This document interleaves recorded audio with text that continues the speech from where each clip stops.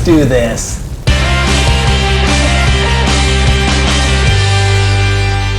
Hey everybody, welcome to another episode of Free Beer with Charlie. I'm Big Al, and this is Charlie. Hey, how's our free beer community doing? We can't thank you enough for coming back to see us. That's right. Another week. Another week by. Another week has ended. Free Beer with Friday. Oh. Free Beer with Friday. Free beer. It is definitely Free Beer with Friday.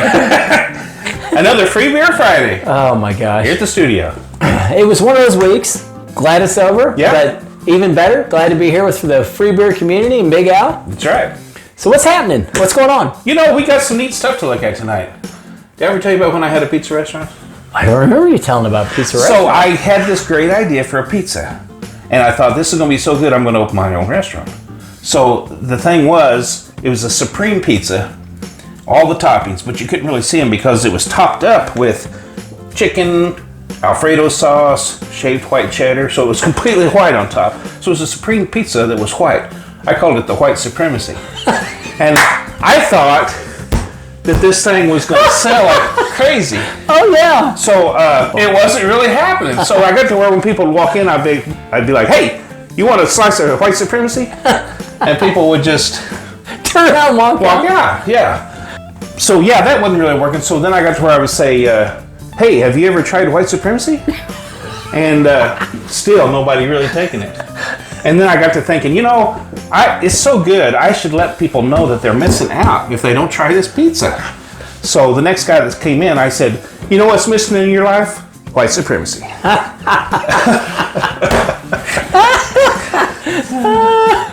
Oh my goodness. Anyway. So how'd the pizza end up doing? You know, I went out of business. So you know, we're still kind of in the COVID phase. Yeah. They're going to milk this forever, I think. Yeah, there's no end. But there's a lot of people out of work, including, when you think about it, all the great bands that we've seen and everything, their roadies are unable to work. I mean, they're not touring, they're not filling up the stadiums. Yeah, you got a good point. Yeah, so we're looking at a beer tonight that actually helps support that. Yep. And it's very cool. It's a beer by MOTÖRHEAD. MOTÖRHEAD. Yeah, can't wait to check that out. Oh yeah, everybody loves MOTÖRHEAD. Old Lemmy. I mean, the stories I've heard, unfortunately he passed away a couple years ago, and the stories coming out of everybody is he was a guy that loved doing what he did, and he believed in passing that on. He helped everybody he could. So this beer we're looking at tonight, it came out in what, 2015? Yes. Yeah. And who's making that? Well, it originally, or I shouldn't say originally, it's still coming out of Cameron's Brewery out of England, out of the UK. And unfortunately, we lost Lemmy the end in December of 2015.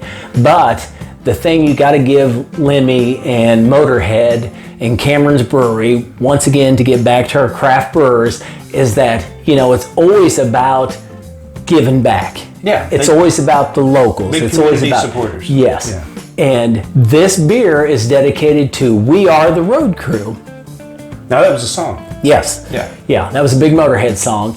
And what's awesome about it is to have Lemmy write a song that is dedicated to all the people behind the scenes, because I don't know if most people understand or realize that Lemmy was part of the road crew for Jimi Hendrix. Oh, wow. Yeah. So he knows what it takes to pull off a live show. So now it's being produced in America as well, right? Yes. Well, what happened was, because of MOTÖRHEAD, it caught on so big in the US, they couldn't, well, I guess it wasn't cost efficient to produce it, ship it over here. So they searched to find a brewery in the United States that kind of fit into their vein, you know, with what they believed in. And take a guess who they came up with.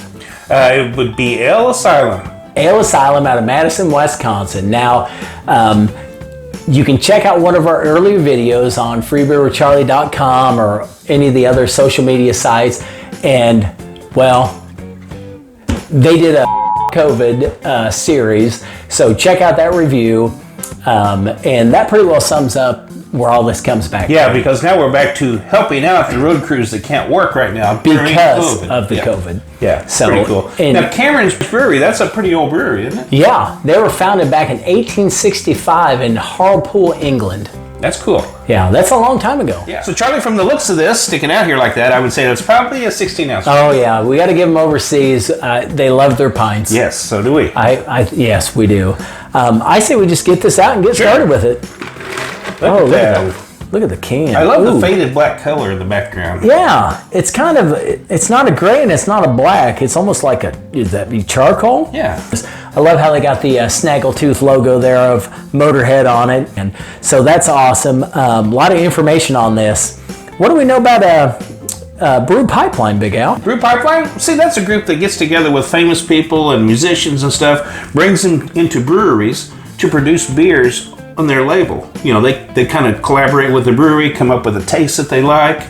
Sometimes they do wines and bourbons and stuff like that as well. So that's cool that there's actually a group then you can go to. Mm-hmm. And I know we've had several bands that are working with different breweries, and and it seems like we got a lot of these coming out of the UK. Yeah, it does. That's a hotbed of activity for that. And this is just, we're talking about this because the Motorhead can actually has Brew Pipeline on there. Mm-hmm. And it may be all these other bands are working with them too. We just hadn't noticed it till now. Right. So that's exciting. Now, do we know what the alcohol by volume is on this one? This one's 5%. So just typical lager. Yeah. Typical average beer. Yeah. So let's give it a shot and see what we think. Yeah, let's open it up and check it out. Wow, that was lame. Did you see that? it was a little short. Oh, I like these 16 ounces. Yeah. Well, look at the color of that. Yeah. So that's a golden. Comes close to being amber. Yeah, it does. Nice. It's got a little haze to it. Yeah, it's a little hazy. Oh my goodness! What do you think of that smell? Yeah, that's I think when it's nice, you call it aroma. I keep saying it's a nice smell. Oh, yeah. I guess it's a very pleasant aroma. Pleasant aroma here, yes. I feel like I should have my pinky out when we say that. It's a very pleasant aroma. Definitely. Yeah, I'd say we'll probably give that a 2 on ours. Yeah, I think so. So, Charlie, do we know what's in this beer? Galena hops, Bramlin Cross hops, H. Mandarina Bavaria hops, Huell Melon hops, Pale Ale malt, and wheat malt. Well, let's take a swig of it and see what I think. Oh, very good. Wow. Wow, I wasn't expecting that. Yeah, so it has a nice hoppy smell, but the hoppiness is pretty light. You know what I'd say? This is like hops done right. Oh my gosh, good point. You know, when you get the hops in there and you can smell it, you can taste it, but it doesn't hurt. Yeah. Yeah, that's really good. Now, speaking of that, Big Al, what would we classify this as? Oh boy, that's definitely a guzzler. Oh, and yeah, it's definitely a guzzler. I'd say it's refreshing. Mm-hmm. It's refreshing beer. And that's probably I think that's complex. Look at the lace on that. Yeah, I think it is. There's quite a bit of stuff in there. And I guess American Pale Ale, coming from England originally, it's got to be traditional. Yeah, I'd say that's a traditional American Pale Ale. Mm-hmm. It's definitely a unique flavor. Nice. We got to give them that. This is one of those we've talked about before. This is one that hot summer day, coming home from work, out camping, canoeing, rafting, whatever you're into, we could drink these. Yeah. No problem. From sweet to bitter. It's probably a 1. It's pretty normal, yeah, isn't it's it? pretty normal. Once again, we compare everything to a Budweiser, and I'd say it's got a more pronounced flavor than Budweiser, but on a sweetness level, no, it's not any sweeter. Right. So, Big Al, what do we think overall? It doesn't really have a big wow factor per se, but it does have a uniqueness to it for a hop beer that's so easy to drink and still has a hop flavor. And I think you hit the nail on the head earlier when you said hops done right. Yeah, I think that is. The uniqueness and the hops done right.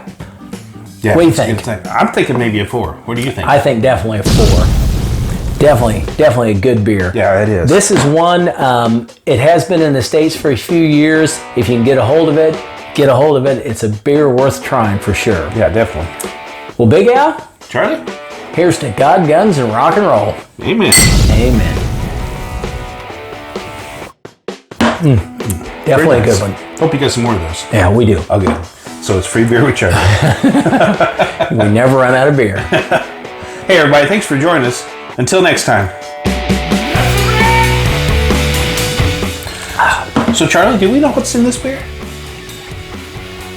It actually puts professional musicians and people like that, famous people, together with breweries. To do collaborations? I couldn't think of the word. I was going, Sounds like... it's 2 words. So what's happening? What's going on? You know, we got some neat stuff to look at tonight. You know, we forgot to say what categories, right? No, we did the No, we categories. did categories. Thanks for paying attention.